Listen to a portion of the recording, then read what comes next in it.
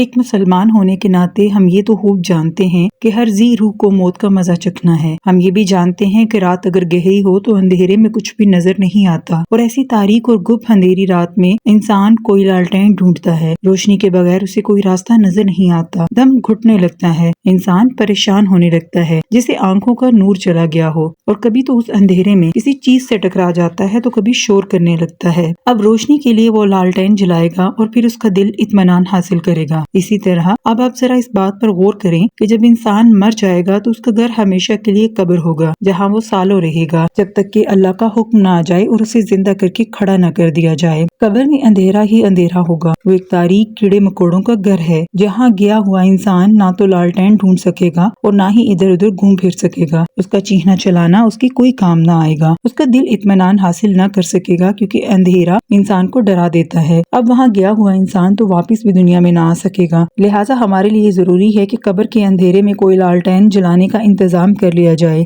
یعنی اپنی قبر کو روشن کر لیا جائے۔ لیکن قبر کو روشن کرنا اتنا آسان بھی نہیں، لیکن دوسری طرف اگر دیکھا جائے تو کوئی مشکل بھی نہیں۔ اگر انسان اپنی زندگی میں خوبصورت اعمال کر گیا ہو تو قبر میں بھی وہ اس کی حفاظت کرتے ہیں۔ اللہ تعالیٰ نے انسان کی رہنمائی کرتے ہوئے اسے وہ سارے کام سکھا دیے ہیں جن کو کر کے ہم اپنی تاریک قبر کو روشن کر سکتے ہیں۔ ہم اپنی قبر میں دیا جلائیں گے تو ہی ہمارا اگلا جہاں آسان ہوگا۔ آئیے کچھ ایسے نیک اعمال کا تذکرہ کرتے ہیں جن کو کرنے سے اللہ کی مخلوق کی زندگی آسان ہوگی اور ہماری قبر بھی روشن ہو سکے گی۔ رسول اللہ صلی اللہ علیہ وآلہ وسلم نے فرمایا، مرنے کے بعد قبر میں 7 اعمال کا اجر جاری رہتا ہے۔ کسی کو نفع بخش علم سکھایا گیا ہو، پانی کی اگر نہر کھود دی گئی ہو جس سے نہ جانے کون کون فائدہ اٹھائے گا، کہیں پانی کا کنواں بنوا دیا گیا ہو جہاں اللہ کی مخلوق اپنی پیاس بجھا سکے، درخت لگا دیا گیا ہو، یا پھر مسجد تعمیر کروائی ہو جو لوگوں میں دین اسلام کو عام کرے، قرآن کا علم لوگوں کو دیا ہو، اور آخر میں اگر نیک اولاد جو انسان کے لیے دعائیں مغفرت کرے تو یہ مرنے والے کے لیے ہمیشہ کے لیے صدقہ ہوگا۔ جب تک ان کاموں میں سے کوئی بھی جاندار فائدہ اٹھاتا رہے گا،